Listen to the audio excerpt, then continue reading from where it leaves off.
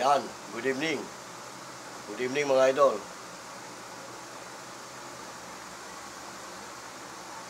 Welcome po muli sa ating channel. Ito po muli inyong lingkod, si Boyet. Muli tayong bumabati ng isang magandang gabi. Tamang kayong panig ng ating bansa naroon mga idol. Nawa ay nasa mabuti kayong kalagayan hanggang sa mga oras na ito. At sana samahan nyo akong muli sa maikling sandali nitong ating programa. Ang paksa ng ating tatalakayin, pero bago ang lahat, shoutout muna sa inyo. Sama kayong panig ng ating bansa naroon. Shoutout sa inyo lahat. Hindi ko mababanggit sa isa inyong mga pangalan, mga idol. Ay binabati ko kayo ng isang magandang gabi. Bueno, ang tatalakayin natin, may kaugnayan dito sa isang video na napanood natin tungkol sa isang vlogger na kagaya natin na bumabatikos sa Iglesia ni Cristo. At malaipipan yung labrador din ang bunganga ng taong ito kung humusga at magbatikos sa iglesia, lalo na sa tagapamahala ng INC. Alam niyo mga idol, itong mga gantong uri ng tao,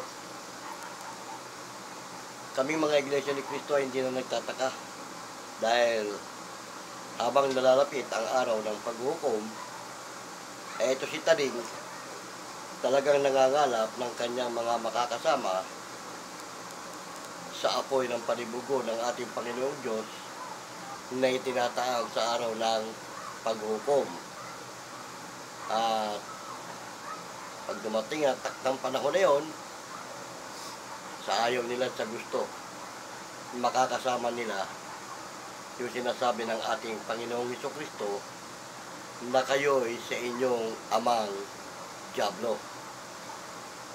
Isipin mo mga idol binabaligtad nila ang pangyayari.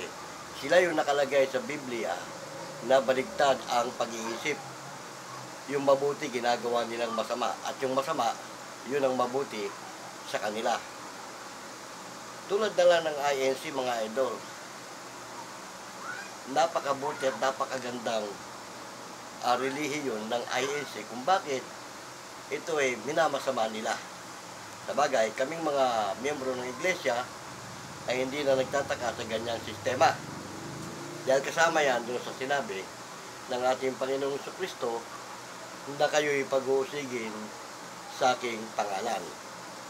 Kaya lang, siyempre tayo bilang mga tao, hindi maaaring hindi tayo masaktan o magdamdam, mabwisit sa ganyang mga sistema ng uri ng mga tao.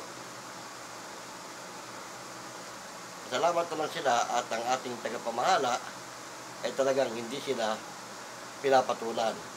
Pero darating ang time na kapag ang Diyos lang gumawa ng paraan, ay may paglalagyan yung ganyang uri ng mga tao.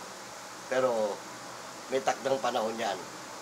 Gaya nga ng binanggit ko, bago dumating ang takdang araw ng paghukom, nangangalap si Satanas ng kanyang makakasama doon sa tinatawag na dagat-dagatang apoy.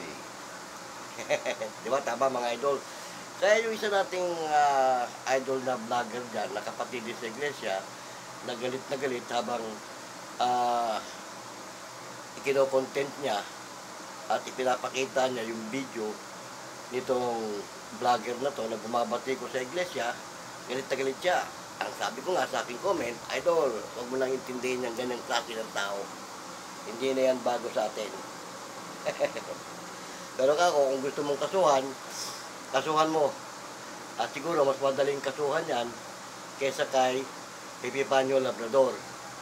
At mas madali sigurong damputin yan.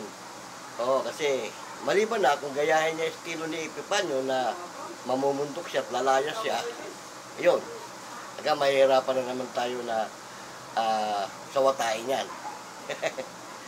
Pero yan, kung hindi siya kapareho ng estilo ni Epifanio at panay lang ang vlog niya ng ganyan, Mabubulaga na lang yan kapag bigla na lang dinampot yan. O, di ba, tama? Sabi ko nga, kasuhan mo ng unjust vexation. Oo, kulong yan. Kasi ang unjust vexation, maraming saklaw na kahulugan. Isa na nga yan, paninira, panduduro, at pang-alipusta sa kapwa. Sabi na nga nung isang kongresista, doon sa kanyang sinabi, pwede kang kasuhan, binanggit niya yung mga dapat ikaso, pero sabi niya, masigit kapag unjust vexation na ikinaso sa ganyang uri. Matik yun. May pagkakulong kasi ang unjust vexation. Kulong yan. Kapag napatunayan na talagang unjust vexation ang iyong naging kaso, kulong ka dyan. Kaya sabi ko to sa kapatid, kasuha mo na. Para matigil na rin yan. Pero kung hindi siya kagaya ni Epifanio Labrador, mas madali yan. Hindi kagaya ni Epifanio, namundok nagtago. Baka ganyan din ang mangyari dyan, idol, pagka yan kinasuha mo. Kaya, doon na. Kung talagang galit ka sa taong yan. Pero ako, relax lang. Kasi hindi natin dapat patulan nga kung tutusin yung mga ganyang klase. Kasi alam na natin na kasangkapan yan, taning ngayon, pati tayo, minsan, nabubuyo na rin at nadadala sa ating emosyon. Kaya, nakagawa rin tayo ng hindi natin gustong gawin. Kaya yung mga binibintang niya sa Iglesia ni Cristo na kesyo mamamatay tao, meron siyang ipinupost na kanyang video na ito raw si pinapapatay na ng INC. Binabantaan. Yung nga, sabi nga nung kapatid nating vlogger, kayo ang gumagawa ng sarili yung multo. Kapag nagmimilagro na yung multo nyo, kayo ang unang natatakot. Sige, idol, pag milagrohin yung ginagawa niyang multo, para siya mismo matakot. Di ba, tama? At marami tayong kapatid na magpa-follow up sa sistema ng reklamo kapag kinasuhan mo na yan. Ganun lang naman kasimple. Kaya nga, may mga vlogger talaga na ewan ko ba kung bakit galit na galit sila sa INC, lalo dito sa ipinasya ng tagapamamahala na dadalhin sa nalalapit na halalan. Maraming talagang disgusto o hindi gusto yung naging pasya ng pamamahala. Kasi ang gusto nila, yung pabor sa kanila. Pero nabanggit ko na sa una kong video, hindi naman ganun ang Iglesia ni Cristo na nagiging one-sided. Binabalansin niya, kumukuha sa kabila, kumukuha din sa kabila. Hindi naman sinusulit yung kabilang partido. Yan ang hindi naunawaan ng ating mga kapwa mamamayan na bumabati ko sa Iglesia. Sana maunawaan nila yung ganung sistema na ang Iglesia ni Cristo hindi naman one-sided pagka nagdesisyon o nagpasya ng ihahalal. Kaya lang kasi talagang may mga tao na ang layunin lang manira sa Iglesia ni Cristo. Tulad nga ng vlogger na yun, kinokontent nung kapatid natin na sa kanyang pagbablog, pinapakita niya yung mga video na sinasabi ng vlogger na yun. Kaya siya mismo, atat-atat, asar-natar. Ako idol, kahit mapanood ko yung mga ganyang klaseng video, hindi ako nabubisit niya kasi alam na natin yan Pero ikaw, kung gusto mong kasuhan mo na. At marami tayong kapatid na magpa-follow up sa kaso na yan kung gusto mong kasuhan yan. Mga ganyang klase. Kasi nakakasira nga sa iglesia yan Hindi mo, bibintangan mo ng kung ano-ano iglesia na wala ka namang sapat na ebidensya o patotoo, di ba? Kaya, yan, hindi nakakapagtaka yung mga ganyang uri. Kaya lang, siyempre, may mga kapatid talaga na hindi makatiis, nagagalit sa ganung sistema. Pero yan, nabanggit ko na nga, may takdang panahon yan. Talagang si Taning nag-iipon na ng kanyang mga makakasama. Dahil nalalapit na ang araw, di ba, mga idol? Kitang-kita na natin yung mga palatandaan na ibinigay. Naglilitawan na. Oo. Kaya yan, talagang hahagilapin na ni Taning yung kanyang mga gustong makakasama. Dahil alam niya, sa Iglesia ni Cristo, wala siya mahahagilap eh. So, kaya nga, ang pangyayari, binabaligtad nila eh. Kesyo ang Iglesia ni Cristo ang kulto, Iglesia ni Cristo ang masasamang tao, ang mga mamamatay tao daw, di umano, pero wala naman silang mapatunayan, di ba? Tama. Eh, mabuti nga, si Aling Marie, medyo parang naglaylo eh. Oo. Pero si Epifanio, tuloy pa rin, no? May napanood akong video niya, eh, talagang bumanat na naman siya ng batikos eh. Kaya wala tayong magagawa sa ganyang uri ng mga tao. Kaya kailangan na lang, habaan na lang natin ang ating pasensya sa ganyan. Diba? Kasi wala rin naman tayong mapapala dyan, mapapatulan natin yan. Lalo lang tayong mapapasama, lalo lang lalakas ang ebidensya nila na tayo mga Iglesia ni Cristo ay mga barumbado, tarantado, at mamamatay tao. Kung papatulan natin yung mga yan. Kaya bahala lang Ama sa kanila. Sabi ko nga sa mga una kong video, pag ang Ama na ang gumawa ng paraan para manahimik yung mga yan, eh lata, hindi sila makakatanggi. Sabi nga ng Diyos, ako ang gagawa, sino ang pipigil? O, diba, idol? Yan mga kapatid, antayin natin yung ang Ama ang gumawa ng paraan. Kasi hindi natin pwedeng patulan yung mga ganyan dahil lalo tayong mapapasama, di ba? Hayaan mo lang sila sa gusto nila. Pag dumating nga yung tamang panahon at ang Ama na ang kikilos, wala na magagawa yung mga yan. Oo, di ba? Kasi nga hindi nila naunawaan yung ating pagkakaisa eh. Oo, hindi nila alam na tayo ay hindi tayo bumuboto sa pangalan ng kung sino mang kandidato. Oo, ang binoboto natin, bumuboto tayo sa pangalan ng ating Panginoong Jesucristo dahil siya ang may utos na magkaisa kayo ng pag-iisip at isang paghatol. Di ba? Ganun lang naman kasimple yun eh. Yan ang hindi maunawaan ng ating mga kababayan kung bakit nakikipagkaisa tayo sa pasya ng pamamahala. Kasi ang alam nila, wala tayong kalayaan sa pagpili ng ating iboboto. Na kung sino lang maisipan daw ng ating pamamahala, yun ang iboboto natin. Di ba? Pero hindi nila alam, tayo malayang bumuboto. Kasi nga, nakikipagkaisa tayo sa sistema ng pamamahala. Kung anong pasya, doon tayo. Hindi naman tayo pwedeng sumalungat eh. Kasi, yung pagkakampi-kampi at pagkakabahabagi, hindi yan sa Diyos. Kaya sa loob ng Iglesia ni Cristo, walang ganyan. Walang bahabagi, walang kampi-kampi. At yun ang hindi nila naunawaan. Palibasa sa sanlibutan, alipin ng dyablo, nariyan ang pagkakampi-kampi. Nariyan ang pagkakabahabahagi. Di ba? Tama. Hindi kagaya sa atin, walang pagkakampi-kampi, walang pagkakabahabahagi. Basta kung ano pa siya, go, doon tayo. Di ba? Tama. Yan hindi nila naunawaan yan mga idol. Kaya patuloy lang tayo sa ating mabuting layunin at mabuting ginagawa. Para totoong madugudat sa atin ng Diyos. Diba? Kasi wala namang ibang inaasahan ng Diyos na maglilingkod sa Kanya. Kundi tayo.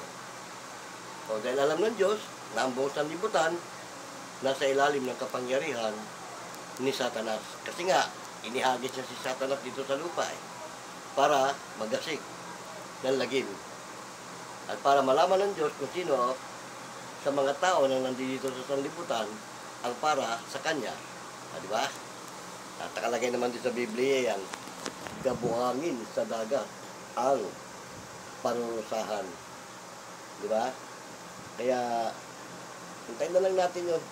Kasi sa panahon ngayon, hindi naman tayo makakapag desisyon o makapagsasalita kung anong mangyayari.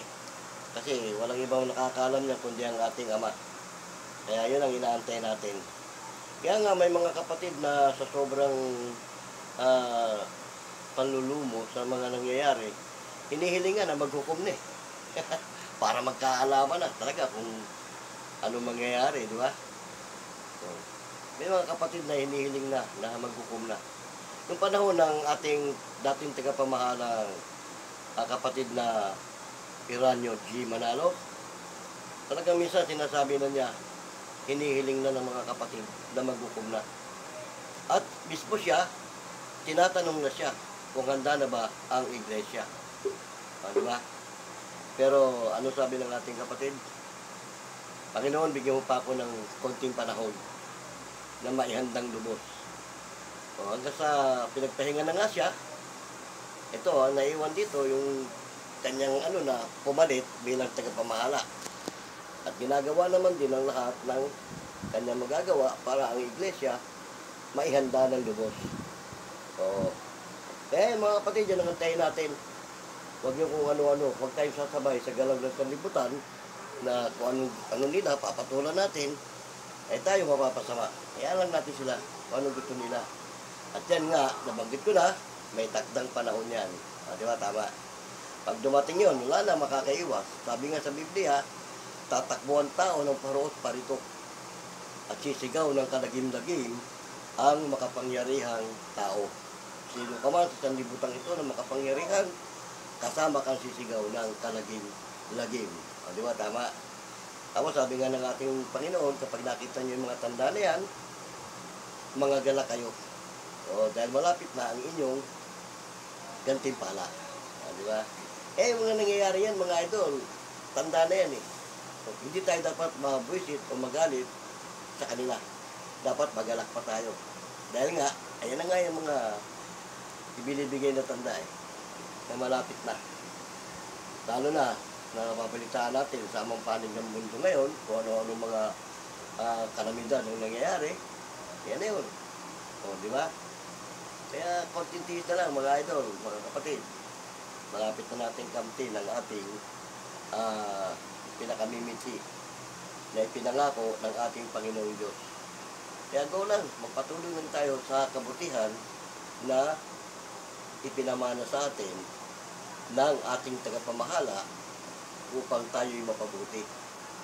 Kasi lahat naman tayo sumusunod sa Biblia . Di ba? Tama mga idol? Kaya go lang. Natin patulan yung mga yan. May hangganan yan . Di ba? Pag dumating doon sa hangganan, wala na. Goodbye. Di ba? Tama. Bueno, mga idol, tinalakay lang natin yung sistema ng dinan dahil kasi nga, yung sa napanood din natin na kapatid na vlogger, galit na galit siya doon sa isang vlogger na bumabati ko sa iglesia. Binibigyan ko lang ng komento yung mga pangyayari. Kasi sa totoo lang, tama yung sinabi niya, nangihikayat ka sa mga tao na mapasama lalo ang iglesia. Di ba? Kaya ako siya mga hikayat. Alam ng mga tao yan kung ano ang tama at ano ang mali. Kung may hikayat siya, kasama siya. Makakasama siya sa kagustuhan ni Taning. Kasi yung mga ganyang pangyayari, mga idol, si Taning ang isang punot dulo niyan. Kaya, habang nalalapit ang takdang panahon, hindi tayo dapat magtaka dyan. Talagang patuloy yan. Paano mga idol, salamat ng marami. Sa may sandali, sinamahan niyo ako. Ito pong muli, inyong lingkod, si Boyet. Pasamantalang nagpapaalam. Kung may mga comment kayo, lagyan nyo lang sa comment section. At kung may mga katanungan kayo. Okay na nasa muli. Paalam!